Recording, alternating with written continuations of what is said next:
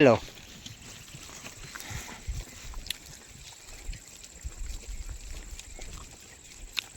તો આજ હવે આપણે આવી ગયા છીએ અહીંયા આપણે રામદરી ગામના તળાવમાં. તો આ હવે આજ હું તમને પથ્થર દેખાડું. આ પથ્થરનું પણ એક ખાસ રહસ્ય છે, તો કે આપણને તો નથી ખબર, પણ આપણે આ દાદા પાસેથી જાણીશું કે ક્યાં ક્યાં સુધી આ પથ્થરની. અને વળી એક જ હરખો પથ્થર દાદા, તો તમે આ પથ્થર વિશે જાણતો હોય અમને કહો કે આ એક જ હરખો પથ્થર એમ 3-4 કિલોમીટર વલપે હાલવી તો આવો જ પથ્થર, આમ હાલવી તો આવો જ પથ્થર, તો શું છે આ પથ્થરનું રહસ્ય અમને જણાવો. હવે આજે આ તળાવના કાંઠે તળાવ ખાલી થઈ ગયું છે, પાણીનો નિકાલ થઈ ગયો ને ઊભા થયું. હવે આ જે પથરા છે એ કાળા પાણા તરીકે ઓળખાય છે, અને આવા પથરા અમારી આ ડિસ્ટ્રિક્ટમાં ડુંગરમાં 2 થી 3 કિલોમીટર હાલની એટલે પથરા આવા બતાય છે. અને પથરા વર્ષોથી આ તળાવના કાંઠે આવા પથ્થર છે. આવા પથ્થર ઠેઠ આની હર ઠેઠ શેત્રુજી પાલીતાણાની ઓલપા શેત્રુજી જે મણિકનો જે મુખ્ય ડુંગર મંદિર છે જૈન લોકોનું, ત્યાં સુધી શેત્રુજી સુધી આવા પથ્થરો બતાય છે. આમ તો અમારા ગામની નીચે તો સોગઠ આ ડુંગરાળ છે, ત્યાંય પણ આવા પથ્થર 2-3 કિલોમીટરે આવા કાળા પથ્થર તરીકે આવા મોજૂદ બતાય જોવા મળે છે. આ પથરા વર્ષો પહેલા એમની બતાય અને આજે તૂટી ગયા, કોઈ એને બતાવ્યા નથી. છતાં કુદરતની કેવી રેમ છે કે પથ્થરના બે ભાગ થઈ ગયા. જો કે આ પથ્થર એક હતો ને પેલા, આ 2 ટુકડા એક પથ્થર હતો. આજથી 50 વર્ષ પહેલા આ 50 વર્ષમાં કારે તૂટી ગયા, એના 2 ભાગ થઈ ગયા અને વચ્ચે 1.5 ફૂટની જગ્યા થઈ ગઈ. હવે આવી એક કુદરતી નિયમ અનુસાર આવું બનતું હોય છે. આ પથરાની હર ઠેઠ આમ સોગઠ હોય, આમ શેત્રુજી જે કદમગીરી કહેવાય, પાલીતાણા વણિક લોકોનું જે ધાર્મિક સ્થળ છે શેત્રુજીજી, આવી હર 3-3 કિલોમીટરે આવા કાળા પથ્થર જોવા મળે છે. અહીંયા આપણે અહીંયા ડુંગરમાં જ છે આવો નવો પથ્થર, આપણે આગળ પણ છે. આગળ પણ દક્ષિણ દિશામાં શેત્રુજી હોય આવા 2-3 કિલોમીટરે આવા પથરા જોવા મળે છે.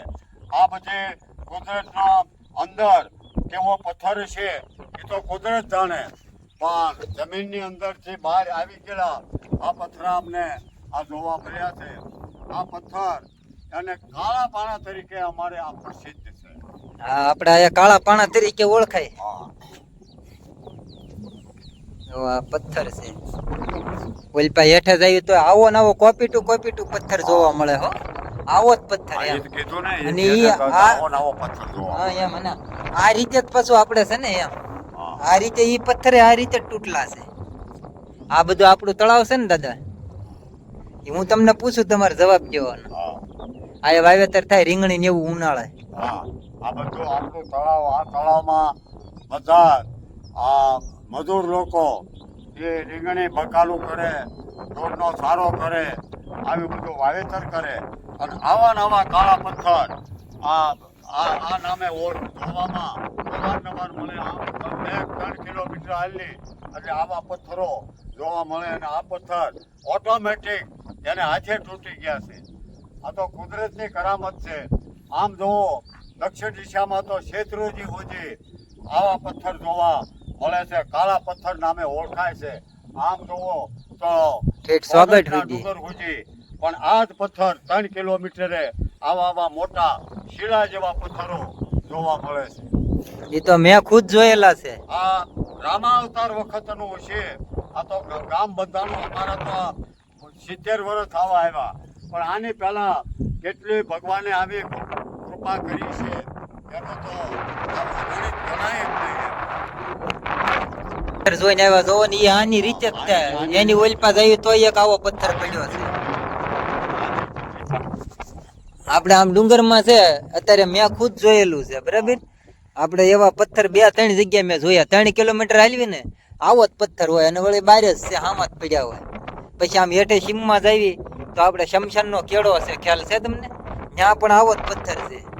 આવા પથ્થરની હર છે. હા હા, ત્યાં 2-3 કિલોમીટરે આવા પથ્થર જોવા મળે. હા. અમે તો આ 70 વર્ષ જોઈ છે. કારણ કે તમારી પાછળની પેઢીને આવો ખ્યાલ ન હોય. આ તો કુદરતની કરામત છે. આ પથ્થર આજથી 50 વર્ષ પહેલા હળંગ હતા. આ 50 વર્ષમાં કારે તૂટી ગયા એની પણ અમને આ પડ્યા અનુભવ નથી. આ તો અહીં આવીને જોયું તારે ખ્યાલ આવ્યો કે આ પથ્થર કઈ રીતે તૂટ્યા.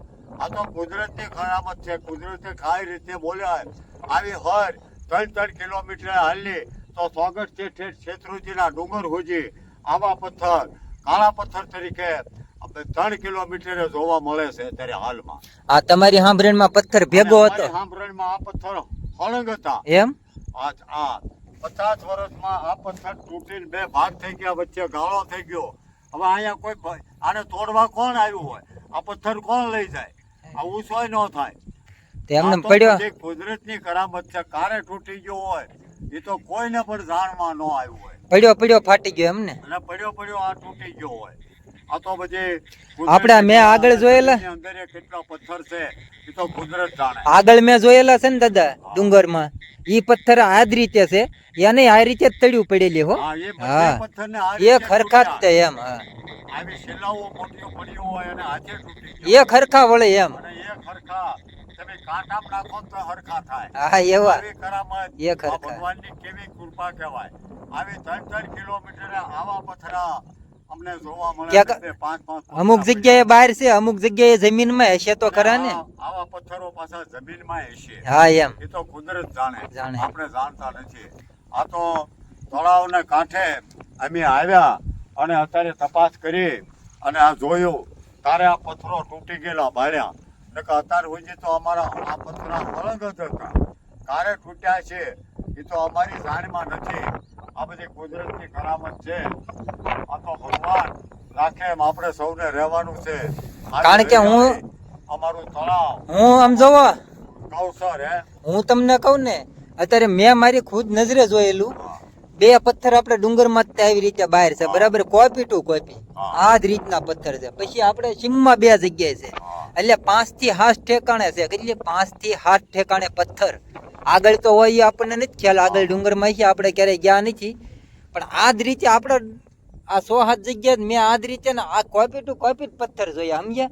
એટલે મેં તમને અહીંયા લાવીને પૂછ્યું કે ભાઈ આ પથ્થરનું આવું તે શું હોય છે એમ. પણ તમે કહો છો કે ભાઈ આ પથ્થર ઠેઠ શેત્રુજી લગી છે, આમ ઠેઠ સ્વાગત સુધી હર વહી ગઈ છે. અમુક ટકા જમીનમાં હશે, જમીનમાં અમુક ટકા આ બહાર છે. બાકી તો બધું કુદરત જાણે. ના ના પથ્થર આ તમે એમ કહો હળંગ પથ્થર હતો તમારી સાંભળણીમાં. અત્યારે આ 2 ભાગ થઈ ગયા છે. ના ના દાદા પાસેથી આપણને બહુ સારું જાણવા મળ્યું. તો આ અમારી યુટ્યુબ ચેનલ છે, બધાને અમને બહુ કાંઈ ખાસ કાંઈ બ્લોગ બનાવતા ને એવું આપણને આવડતું નથી, છતાંય અમે મહેનત કરવી છે અને આવા અમને જેવા ફાવે એવા વિડીયો બનાવીએ છીએ. અને આવા વિડીયોમાં જો કાંઈક અવળું બોલાઈ ગયું હોય એવું કાંઈ થયું હોય તો ભાઈ માફ કરી ગયો અમને, કારણ કે આવડતું નથી આપણને બ્લોગ બનાવતા, બરાબર. છતાંય બનાવીએ છીએ અને આવું બધું અમારા ગામનો નજારો રામધરી ગામજનોને રજૂ કરીએ છીએ, પીરસીએ છીએ તમામ લોકોને. એવું બધું છે અને અમને આવે એવા વિડીયો બનાવીએ છીએ. જો કે આપણને બહુ કાંઈ ખાસ બ્લોગ બનાવતા નથી આવડતું, છતાંય અમારા આ ગામના વડીલ છે એ મારી હારે હોય અને આવો વિડીયો બનાવીએ છીએ. તો હવે આપણે આ વિડીયોનું પૂરું કરીશું અને વિરામ આપશું. હવે 2 શબ્દ દાદા કયો દાદા? અમારા વિડીયો ભાઈ અમારી ચેનલને સબસ્ક્રાઇબ કરજો. કે બોલ્યા છે ઈ ભાઈ આમ પથ્થર પાસે વયા જાઓ. આ હેઠે ઓલા પથ્થરને ટેકો દઈને ઉભા રહ્યો. આમ જોવો એમને આમ ઉભા રહ્યો, આમ ટેકો દઈને ઉભા રહ્યો. આમ અહીંયા વયો. હા આ વિડીયો બનાવ્યો છે અમારા ગામનો એક ઉત્સાહિક અશોક નામ છે અને વિડીયો બનાવે છે. તો મારી પાસે એની પરિચય માગ્યો તો મારી 75 વર્ષ વટી ગયો, 78 વર્ષ મારા થયા છે. હું 5 વર્ષનો હતો ત્યાંથી મને યાદ છે અને 70-72 વર્ષનો મારી પાસે પરિચય છે. તો અમારા ગામનું જે કાંઈ વિડીયો ઉતાર્યો, તળાવ એરિયા છે, ડુંગર વિસ્તાર છે, શિવ વિસ્તાર છે, આવા કાળા પથ્થર બતાડ્યા, આ બધું કરામત છે. અને એમાંય જે કાંઈ બોલ્યા છે અને વિડીયો ઉતાર્યો છે અમે કાંઈ અચૂકતું બોલ્યા તો નથી અને છતાં કાંઈ બોલ્યા હોય તો આપ જોનાર અને વાંચનારને બે હાથ જોડી આપની પાસે અમે ક્ષમા માંગીએ છીએ કે આવું અમને ખ્યાલમાં રાખી અને અમારો વિડીયો જોઈજો અને અમને સપોર્ટ કરજો, બતાડજો. શેર કરજો, સબસ્ક્રાઇબ કરજો. પછી શેર કરજો. હા, તો કારણ કે આમાં તો કોઈ કાંઈ ને કોઈ લેવા દેવાનું હોય નહીં પણ છતાં આ પરિચય જૂનો પરિચય તમને બતાવ્યો છે મારા વાલા. તો કાંઈ અચૂકતું બોલાઈ ગયું હોય તો આપની પાસે બે હાથ જોડી અને માફી માંગી છે, ક્ષમા ચાહી છે. બસ એટલું જ વંદન અને જય ગરવી ગુજરાત, જય જય ભારત. ગિરનારી, જય હો ભીમા દાદા. અમારા ગામના માજી સરપંચ છે હો ભાઈ.